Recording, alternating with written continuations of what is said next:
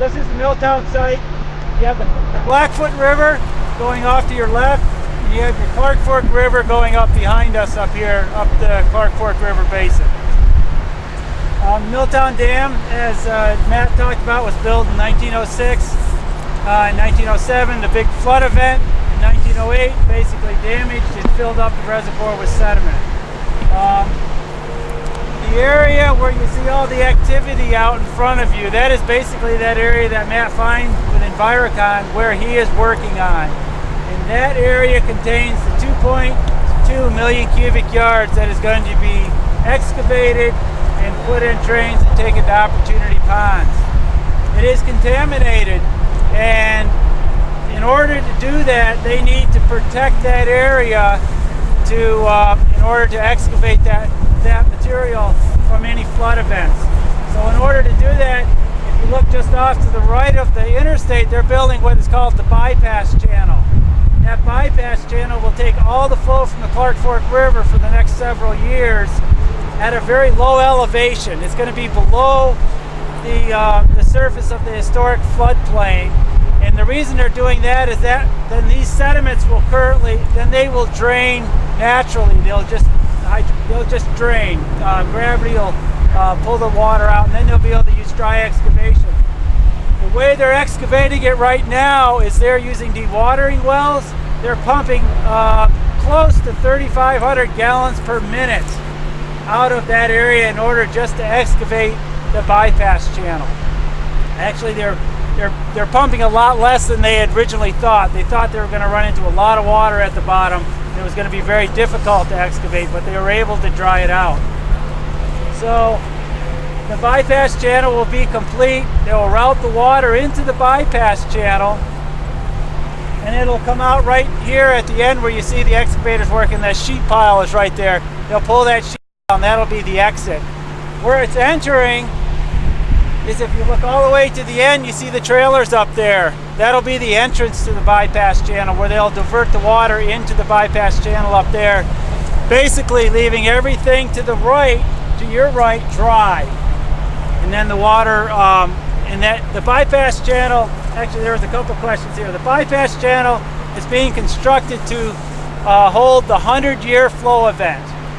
Under EPA's requirements here, anything that's going to be in place for more than 1 year needs to be designed to the 100-year flow event. If it's just going to be in place 1 year, it needs to be designed to the 10-year flow event. That's because there are contaminated sediments here, and if they do get scoured downstream, there's going to be adverse impacts to those. The bridges, the floats I mentioned, those are the floats on the Blackfoot River under the interstate bridge. That's where they're doing all the bridge mitigation. And EPA and the Corps of Engineers is doing that. Actually, all the bridges up the Blackfoot River will be mitigated by this project and will withstand a free-flowing river. What's that bridge part cost? A lot. It's estimated anywhere from $5 to $10 million. It's not done yet. So all those sediments are coming out. All of the dam structure you see here is coming out, and it's all coming out to an elevation that is being proposed and being designed by the state under the restoration plan, so that a natural functioning system can be reconstructed here. So the spillway is actually coming out to an elevation about 17 feet below the bed, because of our design criteria. And the powerhouse and all of that concrete wall to the north will come out, and that will all be active floodplain. From a restoration standpoint, it's hard to visualize what you see. This point right here that is right below us, where the Clark Fork and Blackfoot Rivers come together, is going to be about 25 feet lower after this project is all done. The floodplain will be about 25 feet below that, and that will gradually go up. At the upper end where the trailers are, the floodplain is going to be about 7 feet lower. The natural floodplain was lower here than up there, so it kind of goes up. One of the questions, somebody had questions about where are all the stumps. When they were doing the excavation for the bypass channel, they ran into a lot of stumps. If you look up the Clark Fork River As you look upstream further, you start to see brown bumps, and those aren't rocks. Those are actually historic stumps that were in the floodplain. And as the river slowly scours and gets lower, more and more of those stumps are being exposed. So Diana, do you have anything? Or go ahead. are you going to reroute this channel then when you're finished?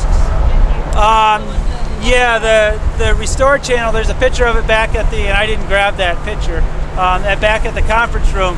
The restored channel will come down, and then it'll come out just this side of the sheet pile. From a restoration standpoint, if you look further up the Clark Fork River Valley, you see large cottonwood trees and conifer trees. That's what the pre-dam condition of this valley looked like. Those are several hundred-year-old trees up there. That's the hope and the goal of the restoration plan in the long term, is to turn this whole thing back into that pre-dam condition where you do have those large trees maintaining the stability of the floodplain. Are you going to excavate clear to those trees to get everything so you don't have head cutting? That's a good point. The question was, is the state going to excavate? Because remediation is basically stopping where the trailers are. Is the state going to excavate sediments upstream? Yes, we are. We have to. It's a reservoir. There's sediment there. We're looking at moving approximately 400,000 cubic yards upstream of that to recreate a floodplain and the channel in that area, so there won't be head cutting. It basically, with the stumps that we found, we know the depth to alluvium. We've been able to recreate the pre-dam floodplain elevations where they should be, so we know pretty well where we need to excavate to up through there to reestablish that.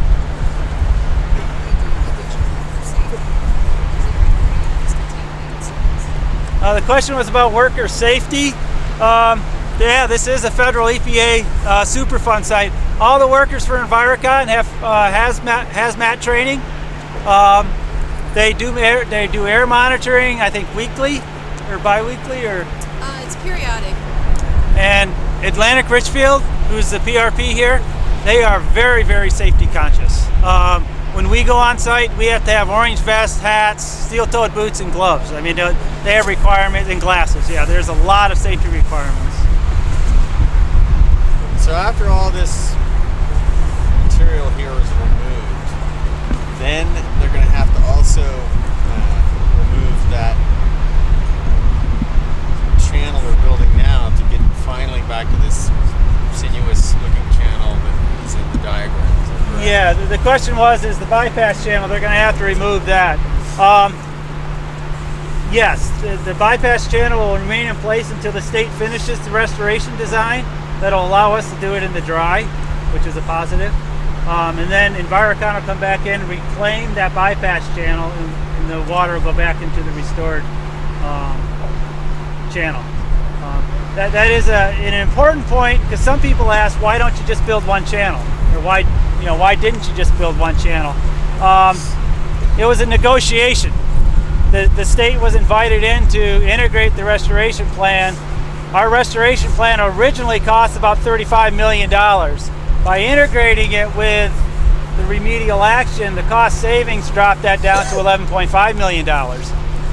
So there were cost savings to the state on the restoration side, but there are also cost savings to Envirocon and Atlantic Richfield on the remediation side. If we were working as one piece in the negotiations, we might have been able to do one channel, put in the restoration channel, remove the sediments, and then just reclaim the floodplain, but that wasn't possible. The negotiations took several years as it was. What's the date of completion? Envirocon is hoped to have sediment done in 2009 and have their aspect of the floodplain completion in 2010. It'll take another couple years for the restoration work to get completed. About 2012. Yeah, So when will this be? next year. Yeah. The question was, when will this be removed? And the powerhouse is actually slated to come out in the next couple of months. We want it out before. Yeah. Well, powerhouse will come out in the next couple of months. We want it out before high flow next spring. And so between now and then, we'll divert the Clark Fork River into the bypass channel and take out the powerhouse. Or that's what we're planning to do. And a lot has to happen in the next couple of months, a couple more major milestones. You're going to work straight through the winter seasons? Yes. They hope to. Yeah, and the plan is to haul rails, load sediments and haul them out 7 days a week for the next 2 years. Are you guys able to use those coal cars that we saw come in, going back out after? The coal that came in on the train? Well, no, those were coal cars. The Envirocon, Separate? they have the Rail Link, which is the railroad company, a sister company, Envirocon. They bought specific gondola cars, they call them, that are out there now. They're very similar to a coal car. I don't know if they're structurally different or whatever, but they're just hauling the material. So. And they just go back and forth here to Anaconda. Yeah. Loaded car. We load the sediments here during the day. At night, they go down fully loaded down to Anaconda. They send back the empty cars, so when the workers come on shift the next day, there's a fully loaded set of rail cars in Anaconda ready to be unloaded, and an empty set of cars here to be loaded. And they pass. Two. I don't know, one train a day. One train a day. Each way. How far is Anaconda? About 90 miles, I think, by rail. Maybe I could just quick. Sure. I'm Diana Hammer. I work for EPA. I'm the community involvement coordinator for the Milltown project. And like Matt Clifford mentioned this morning, or earlier this afternoon, when I first started working on this project, the idea of taking out the dam and the sediments was sort of maybe a glimmer or a hope, but now to see it actually happening is quite exciting. So my job with EPA is to work with the community and help them understand what's going on in terms of a hazardous waste cleanup, identify their concerns, and try to get them incorporated into the cleanup as much as possible. And one of the things we've done at this site, it's kind of a unique project. Doug mentioned that there's remediation integrated with restoration. We're also trying to integrate redevelopment. So we've kind of got we call them the 3 R's. And the idea is sort of to move the dirt once. If we need to move the dirt, it doesn't always work, but for the most part, that's kind of the idea. Moving the dirt for remediation, putting it in a place that would be good for restoration. Doug mentioned the cost savings. And then if we also know, at the time we're doing the remediation and restoration, what the future land use desired by the local community is, maybe we can build those trails, or leave some dirt where we can build trails or viewing areas over the wetlands for birders or hikers. And we're trying to have a kind of a comprehensive plan for this whole project. So one of the things we did about 5 years ago is we got some money. There's a little seed money from EPA. We started a community group, which Gary Mattson is a member, and Peter Nielsen with the county is a staff resource person for the group. We started a group made up of diverse community members, some from Missoula, the majority from the local communities right down here, Bonner, Milltown, Piltsville, West Riverside. And we started talking about, at the time we didn't know if we were taking out the dam and the sediment or not. The decision hadn't been made. But regardless of what the decision ultimately was, we wanted to start thinking about future land use issues. And so over the past 5 years, we've come up with a conceptual plan, and just 2 weeks ago, we actually had a design workshop. One hope is that this land that we're looking at, which is owned by Northwestern, might one day become public space, maybe even a public park managed by Montana Fish, Wildlife and Parks. And so we had a design workshop a couple weeks ago, thinking about, well, if it does become a state park, what would we like to see down around along the pedestrian bridge in Milltown? What would we like to see at the confluence of the river? And what would we like to see in the reservoir area? And we worked with a group of landscape architects who can do wondrous things with markers and pencils and tracing paper, and they took all of the ideas and they drew them and kind of gave them life, and it's really kind of cool. So Gary will probably talk a little bit more about what's planned in the future to finalize those designs, but anyway, that's part of what I'm doing with EPA on this project. So you said that the powerhouse was going to be done. Does that mean together or just not the dam itself? Okay. Initially, the whole structure that you see down here will go. There was some some folks really wanted to save the powerhouse. It's 100 years old. It's kind of a cool old building with neat windows and big doors. But in order to reach agreement with all the parties, which include folks from the federal, state, tribal levels, we needed to remove the powerhouse as well. We couldn't say we're restoring a river system and leave a big brick structure kind of in the middle of that river. So the powerhouse will go, as well as the dam and the adjoining concrete structures.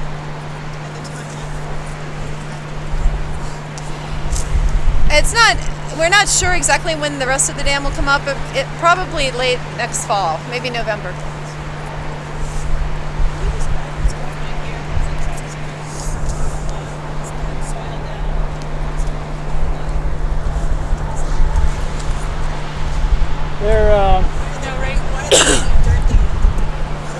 Oh, they're regrading. Yeah.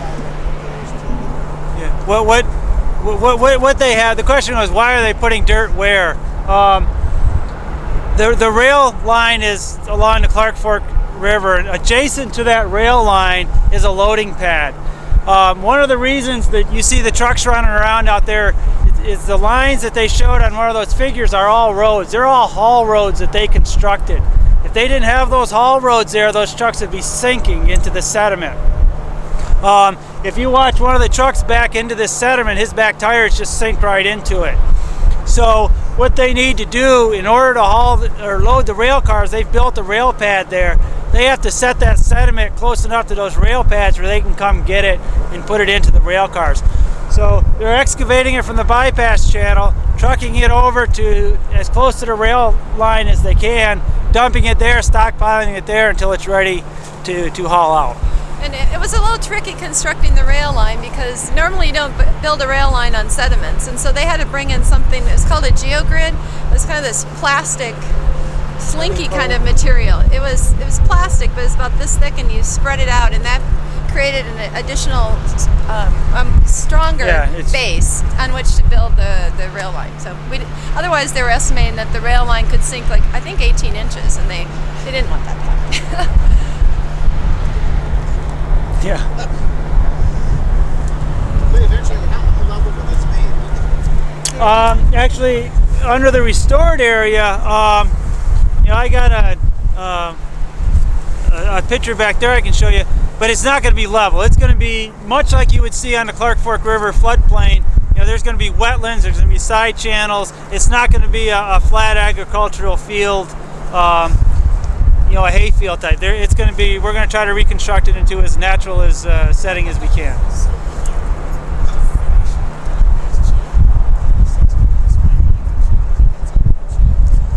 The question was, are we going to let the channel make it, or the river make its own channel? No, we're going to construct a channel because it is going to be a raw floodplain. It's just going to be dirt with no vegetation on it. So we will construct that channel. And it will be constructed so that it will stay in place for a certain amount of time. That's more of our short-term performance criteria or standards that we're looking to meet.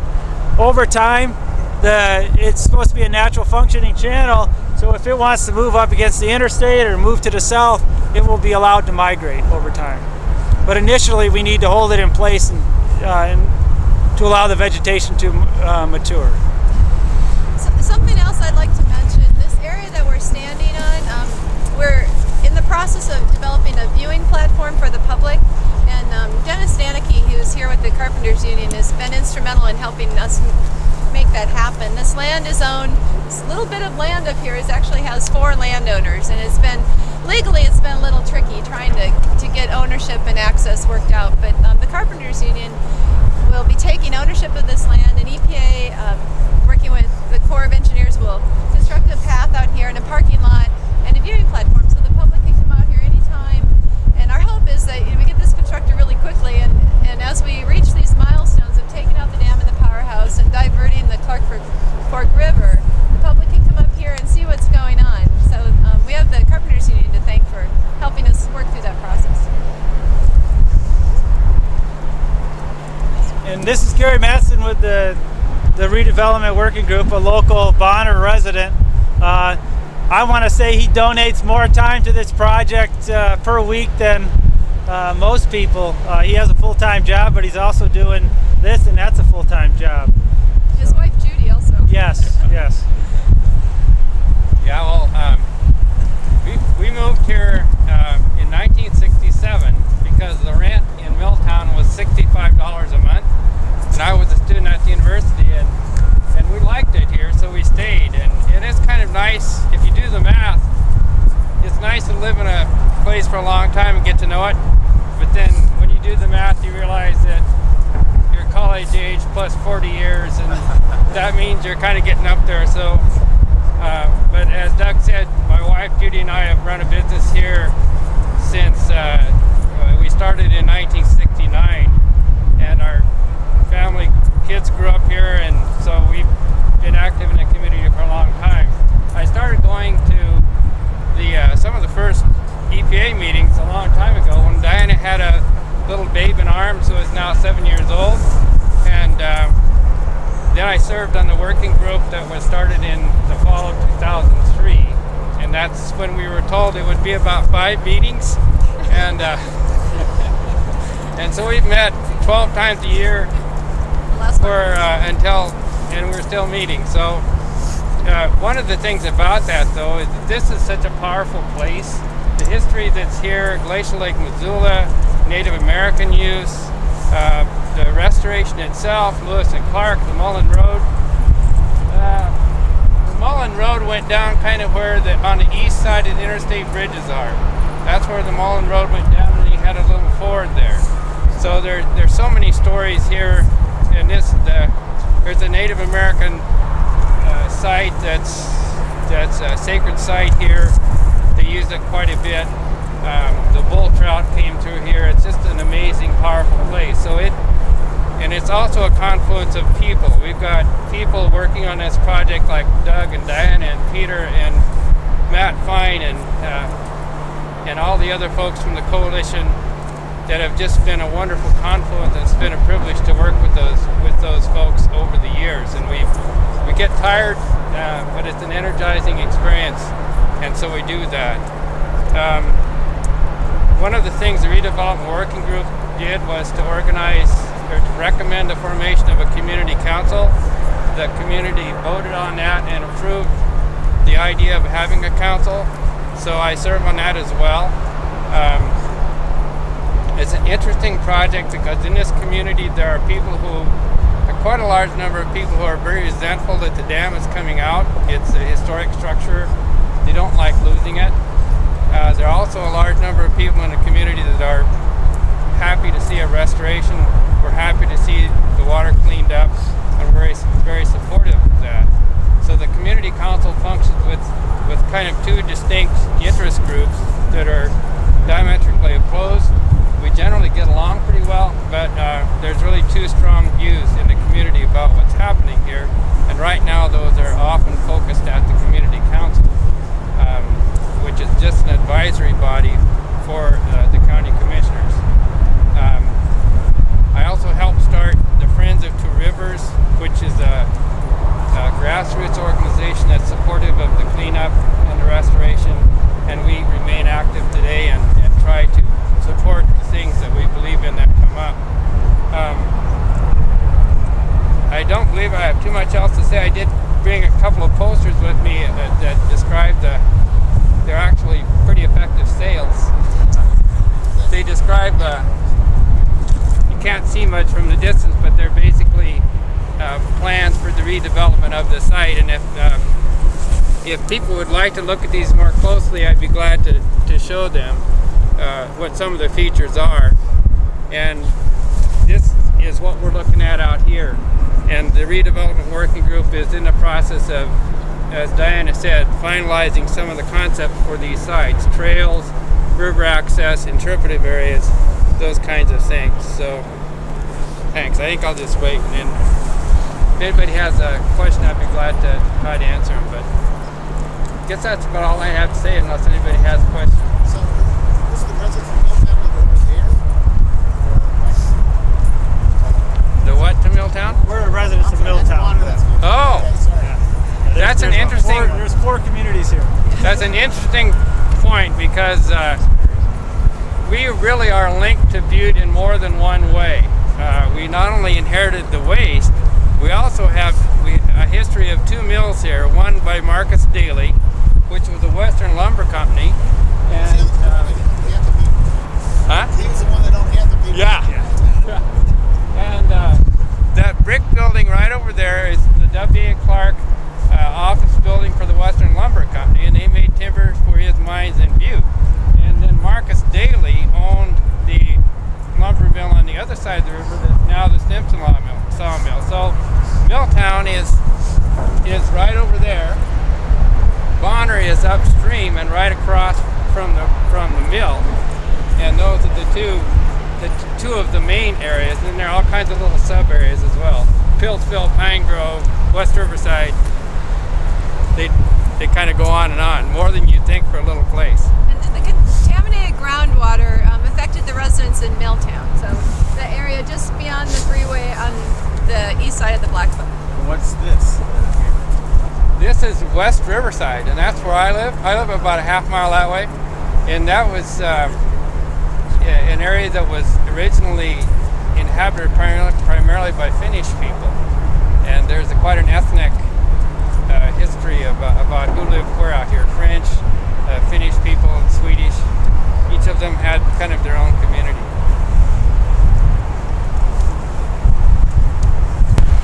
I won't take long, guys, and it's kind of hard to hear, but I just want to say this is a great place to see. The whole theme of this conference is a changing in an economy.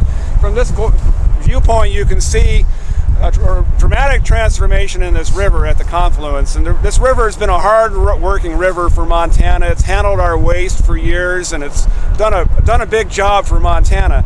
And now it's going to do a different job that has to do with restoration and recreation economy and all those things. But you can also see this was a true mill town here. Milltown was. It was owned by the Anaconda Minerals Company. They owned all the houses and they owned the land underneath them. And then later on, when people owned the houses, they didn't own their own land. It was a true mill town. And there used to be 2 lumber mills here.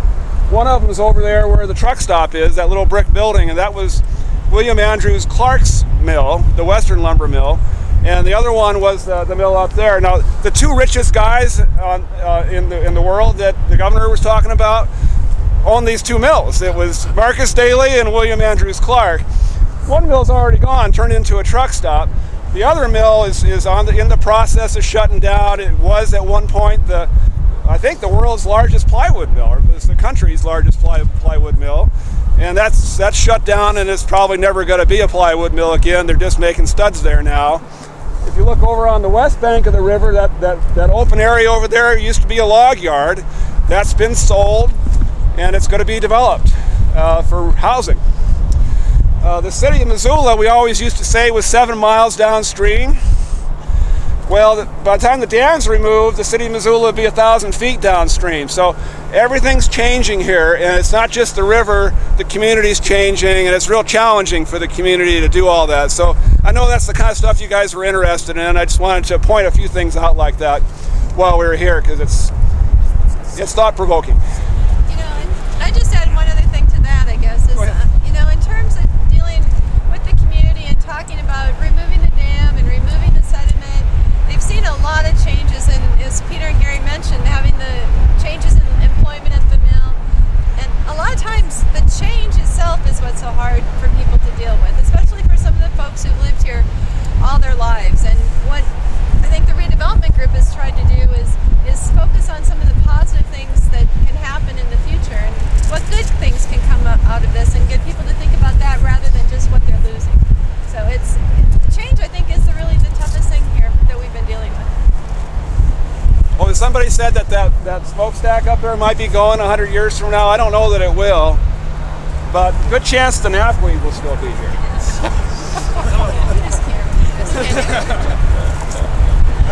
I'll say, Sarah asked me to say a few words. I'm Jack Cunningham. I'm a research ecologist with the Coors Environmental Lab in Mississippi, but I work here, live here.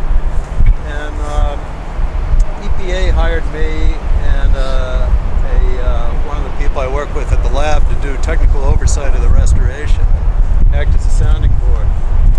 And it's been a fascinating project in a lot of ways, very unique on the national and international stage in a lot of different ways, most of which you've heard about. So actually we give a lot of these talks and right here, and haven't lost anybody yet.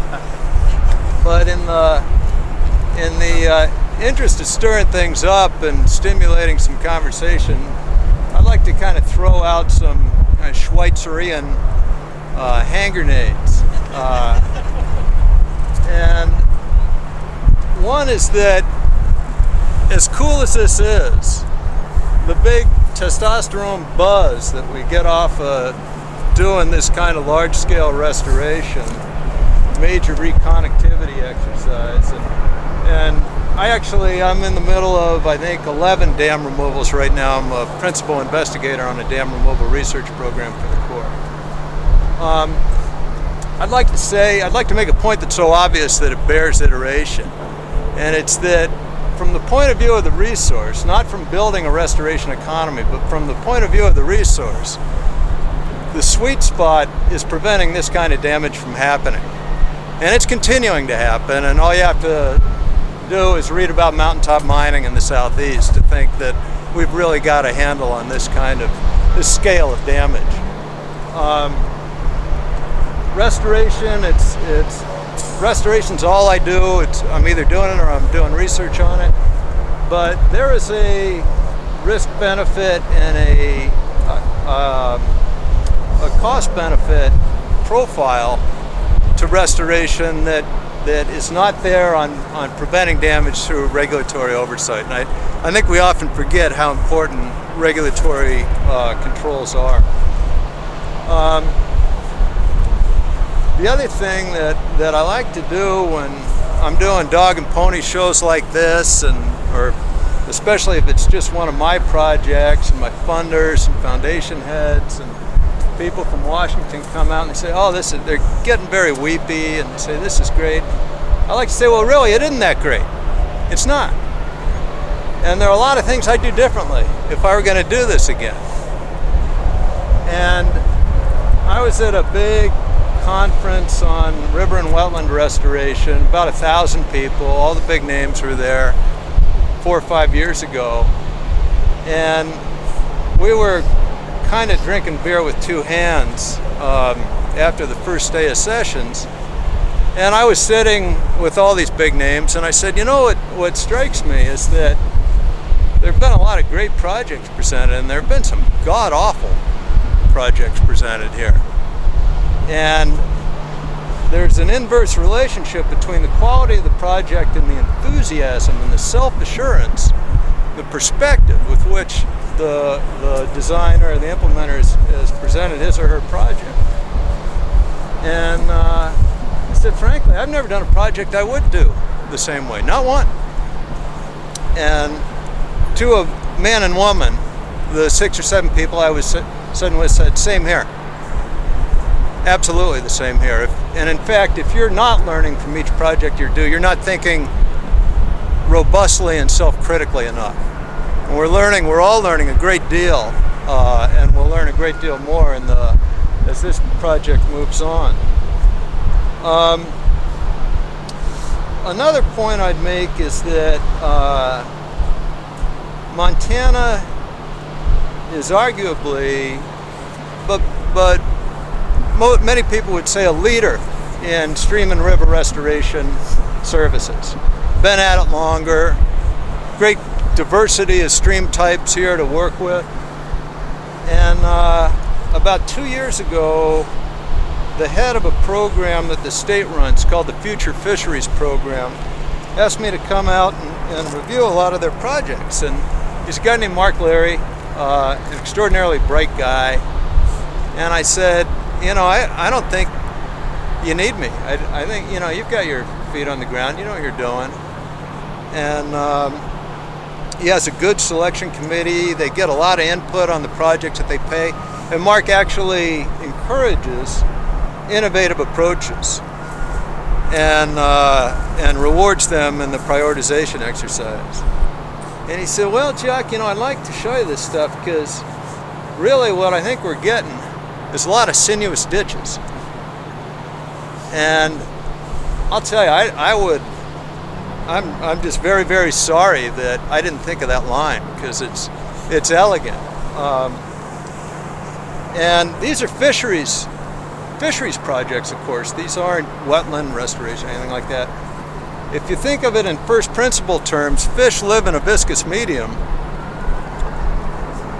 Fishery work is all about building a relatively rough, hydraulically rough physical entity, and having very diverse and complex microhydraulics if you're going to address all age cohorts, all species, and so forth. And a sinuous ditch is not that at all. It's very hydraulically simple and kind of pretty high energy.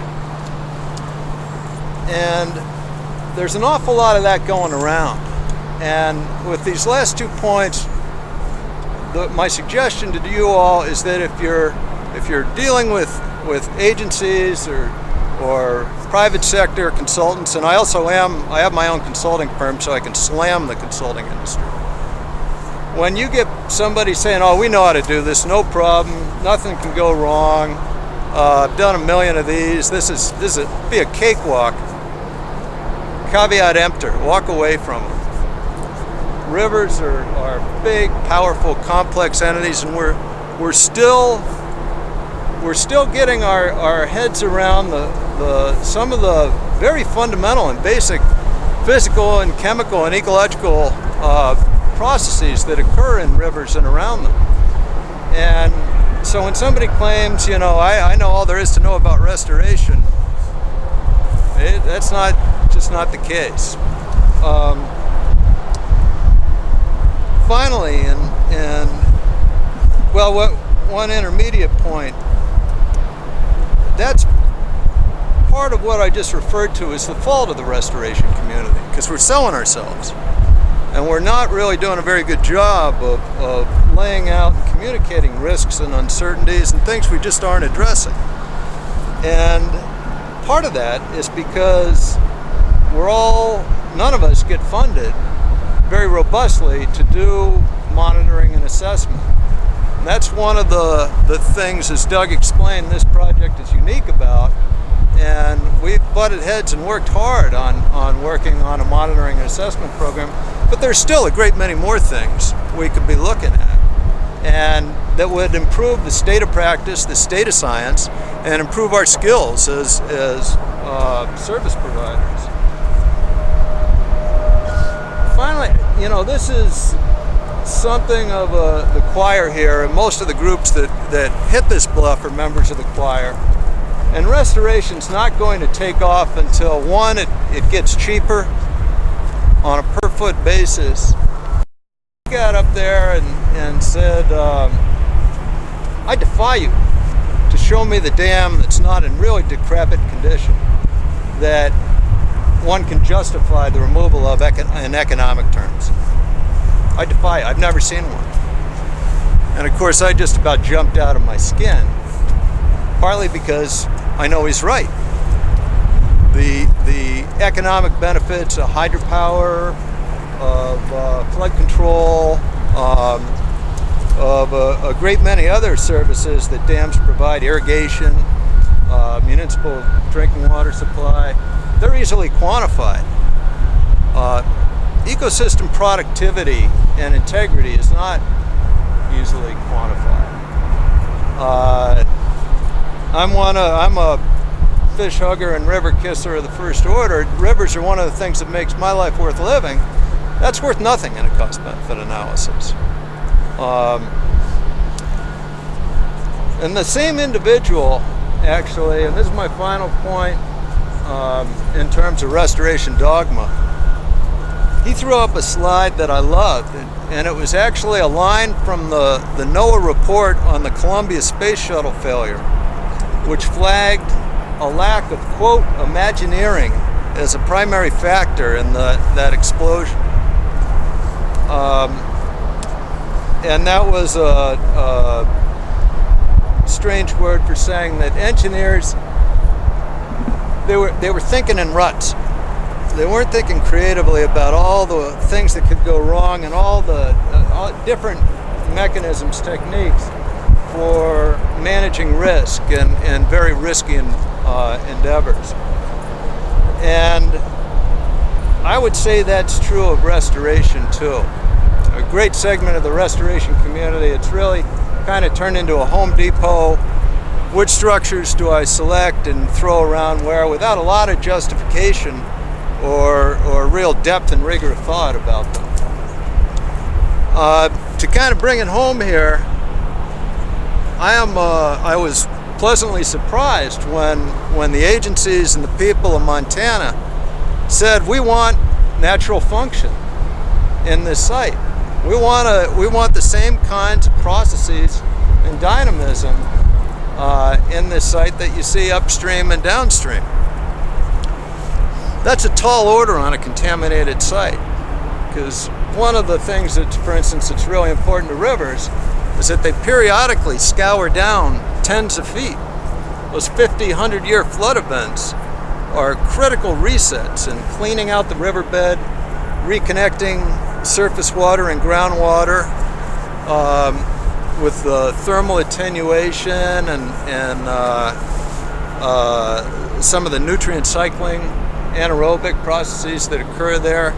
That's really how you create overwintering habitat for juvenile salmonids.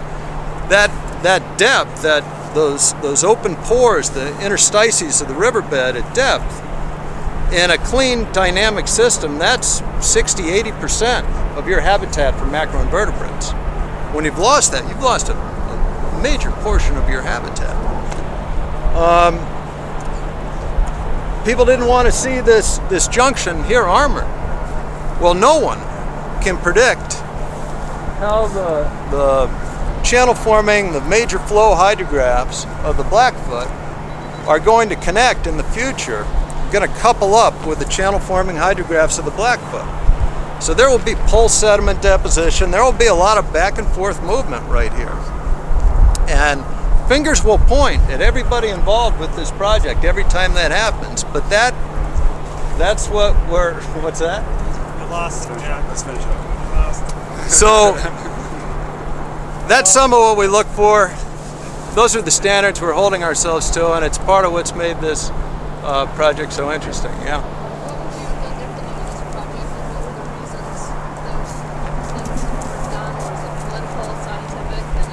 No, I'm saying I support that. I support the idea of a dynamic. No, but in general, you said there were things you do differently on this project. Well, you know what? Let me talk to me in a few years when we're done.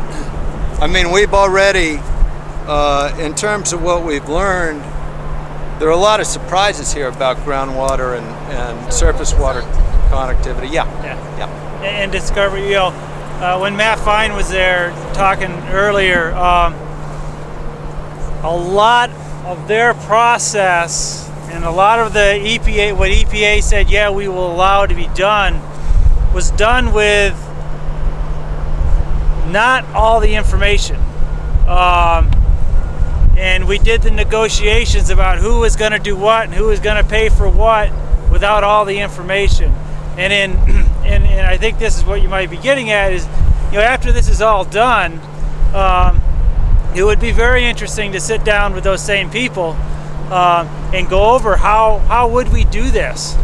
For instance, one of the original proposals was to sheet pile in order to protect the sediments out here from scouring, was to sheet pile the entire Clark Fork River basin, 4,000 feet of sheet pile from upstream where the trailer is all the way down through here. They had proposed, we can drive sheet pile in there.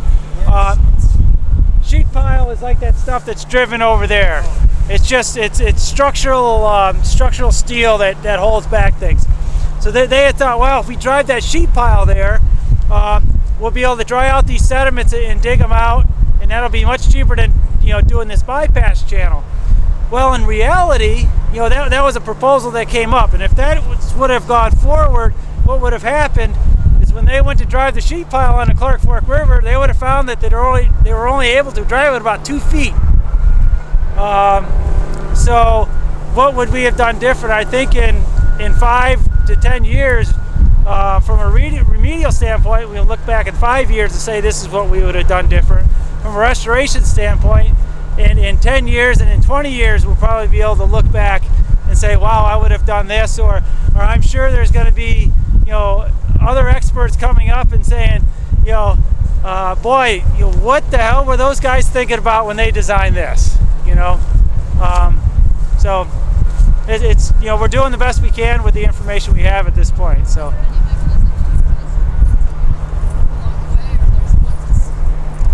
No, there's an adaptive management component to it. It's easier to talk about than to do often because of the way contracts are led and so forth. But we've changed a lot of things in process. And it's a high enough risk design, especially from the state's restoration perspective of getting, if we have a large flood a year after, 2 years after we're done, there's going to be a lot of damage potentially out here because the vegetation would not have been mature to hold the floodplain in place. 10 years after it's done, if we have a large flood, hopefully there'll be enough vegetation there to hold a majority of it in place, and it will act in the natural processes. Will take care of itself. If it doesn't, we're going to have to come back and do some things. But no, we do have we have made a lot of changes. For instance, the stumps. Those stumps were able to give us the to the 10th of a foot, because we surveyed them, of where that historic floodplain was. And that provided a lot of information that we didn't have a year and a half ago.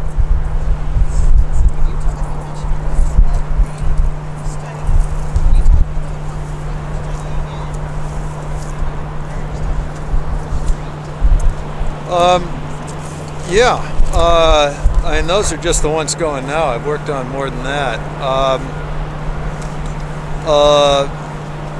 For instance, there's always been a big focus on upstream fish movement, recognition of the value of that.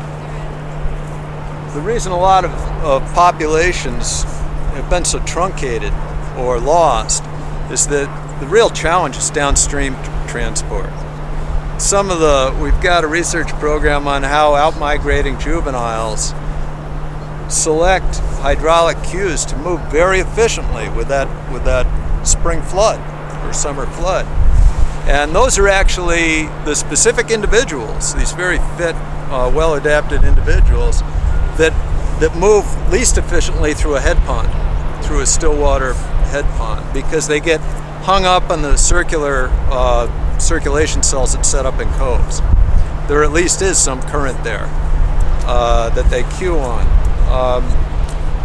Sediment management on nearly all dam removals is the big ecological impact, the big cost factor. And you never control it all, ever.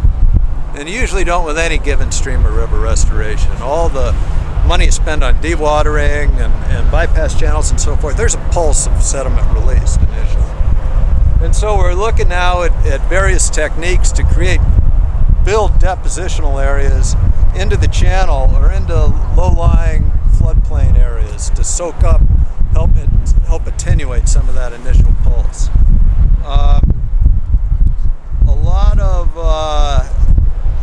A lot of these western systems, not so much here, but more down in the southwest, are really starved for certain trace minerals, and particularly ones in which the groundwater flux has really been stabilized by a dam. And when that flux, that area of change, is restored by the removal of a dam, a lot of wild things start happening. And however, they may not translate all the way through to, say, self-restoration, passive restoration of the riparian community if the mycorrhizal community has changed completely in 30 or 40 years. So there are a lot of different, you don't want to get me started, it'll get dark and cold. Okay.